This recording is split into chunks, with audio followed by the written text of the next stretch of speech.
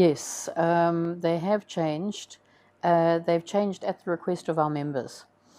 We had a meeting last year when we were in Arusha, and several of our member associations felt that it was time for a change of format, to move away from the previous format, which, as you will recall, being a membership of 14, we had a scenario where we had the group round being the lower ranked 8 teams, and the higher ranked 6 teams having a bye directly into the knockout round.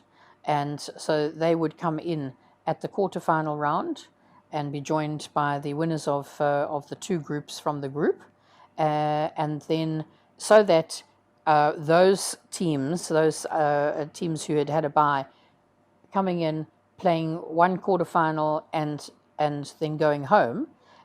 We had introduced, I think it was in 2009, a plate section. So members felt that that format was a little bit tired. It was also definitely a deterrent in terms of the host country. So, we've been playing the COSAFA Cup in South Africa now for some years, and to have South Africa always coming in at the quarterfinal meant that you didn't have your host team, your home team, in from the get-go. So from fans, etc., it was a deterring factor. So we put together a task force. We were very democratic about it. We put together a task force and came up with the with a new scenario where the 14 teams would be divided into 4 groups. We would have 2 groups of 4, 2 groups of 3, playing in a conventional manner.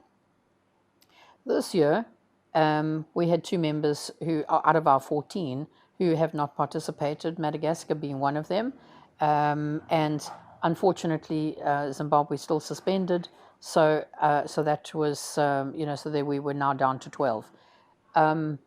Under normal circumstances, we would have looked for another 2 teams, but it's actually a workable number. Having 12 teams, 3 groups of 4.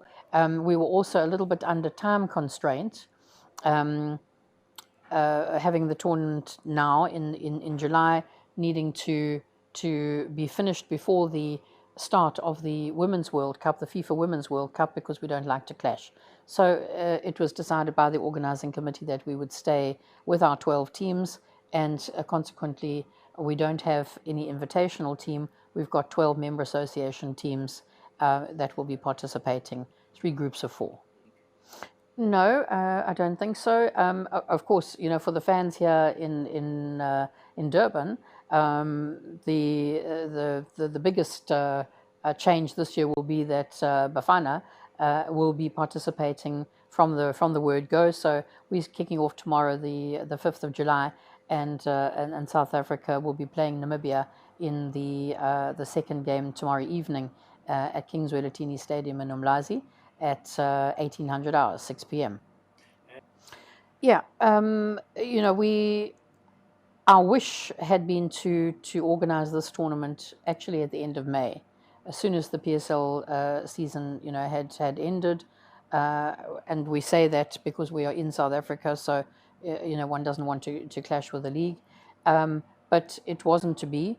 Our host was not in a position to have hosted us at the end of May. That would have been the ideal time, because it was preparation for the last AFCON qualifiers. But we are still, there's another round yet to come, and as always with the COSAFA Cup, even though it is senior men's, it does still have, as with everything that COSAFA does, have a developmental angle, and does give coaches an opportunity to be looking at fringe players, blooding new players in the lead up to the next round of AFCON.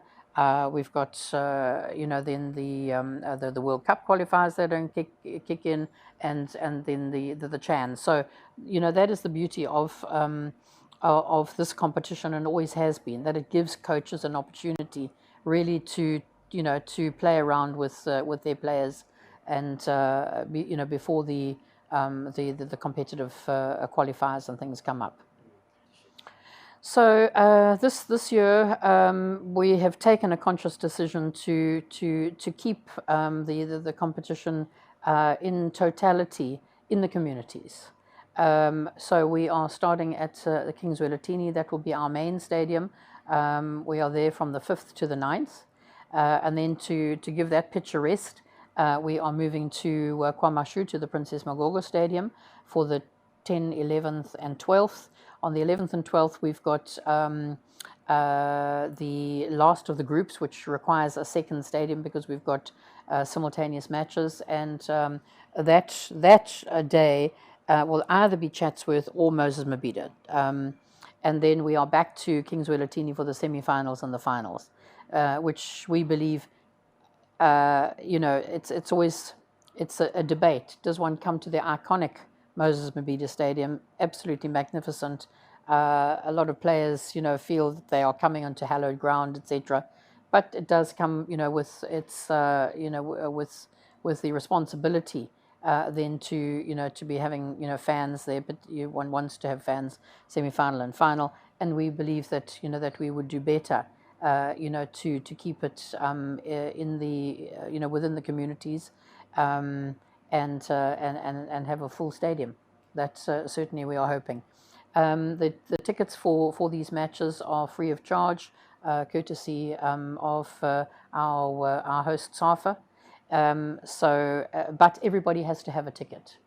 Both the city and the local COSAFA structures, COSAFA eThekwini, are hard at work as of today to be mobilizing and creating awareness in the townships.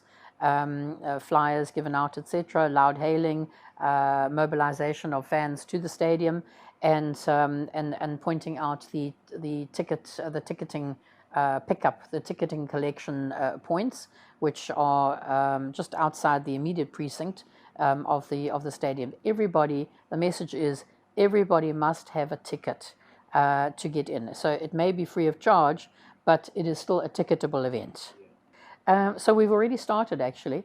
On Sunday, this past Sunday, we were in Elembe, and we had an under-15 boys fast footy youth festival. It's a knockout competition played over the one day with Mark Fish. This is an initiative of his, and it was absolutely fabulous. We had eight boys teams that under 15. But I use that kind of in inverted commas because some of the children were as young as 9.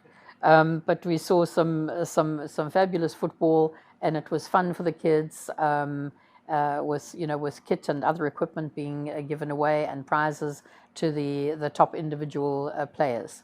Of course, we always do a referees workshop, a 5-day referees workshop, which is for our referees who are our international referees who are appointed to this tournament, but always has a local element as well. And we've had 10 local referees who are staying in the hotel with their international counterparts. So it's really a 5-day experiential workshop, for them. And these kind of workshops is where our referees manager unearths the talent that sometimes may never come to the fore. So this one is finishing today. This evening, courtesy of Dr. Tulani Ngwenya, we have an emergency medical workshop, the participants of which will be the doctors and medics coming from the clubs, the Sasol League and ABC Motsepe League in and around Durban, as well as the team doctors from our 12 participating member countries. So that is tonight, a very important subject. What are we doing next? Then on the 13th,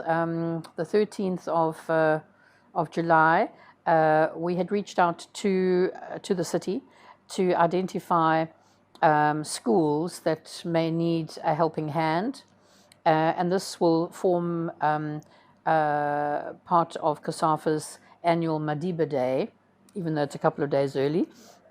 We always do a Madiba Day initiative, and there are 2 schools that have been identified by the city, and we will be going there with our teams, with our referees and legends, etc.